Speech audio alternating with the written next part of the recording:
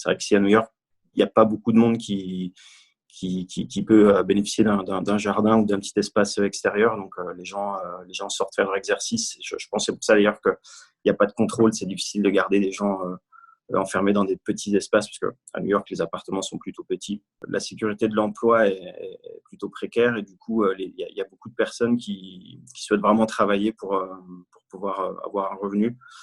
Il n'y a pas de programme de couverture en cas de non-travail est pas très solide. Donc, les gens essaient de travailler. Donc, il y a beaucoup de gens qui sortent et qui essaient de travailler malgré tout.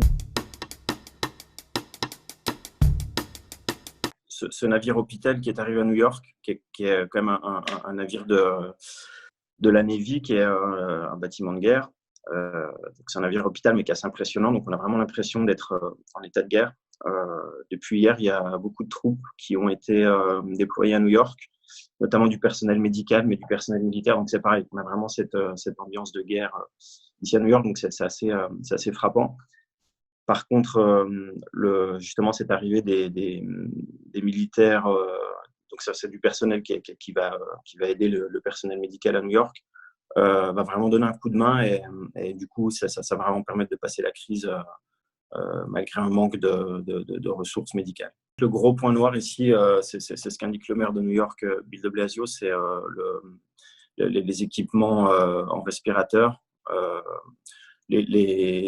Ce qui est équipement de masques, lunettes, blouses, il y a des gros moyens qui ont été débloqués dans les dernières 24 heures. Donc, le maire de New York est plutôt confiant.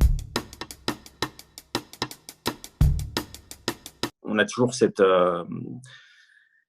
sensation de voir une prise de conscience à deux vitesses avec le gouvernement fédéral qui nous disait que de toute façon, ça ne serait pas si grave, ça n'arriverait pas ici, que toutes les frontières feraient le travail.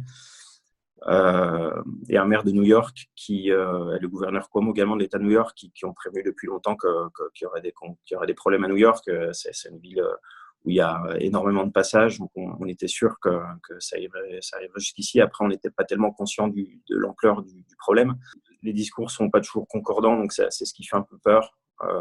On a le président Trump d'un côté qui nous dit qu'il voit le bout du tunnel. Dans la même journée, le maire de New York, Bill de Blasio, dit qu'il voit pas comment qu'il n'a aucune vision sur la durée de cette crise et que le plus dur reste à venir. Donc c'est un peu confus.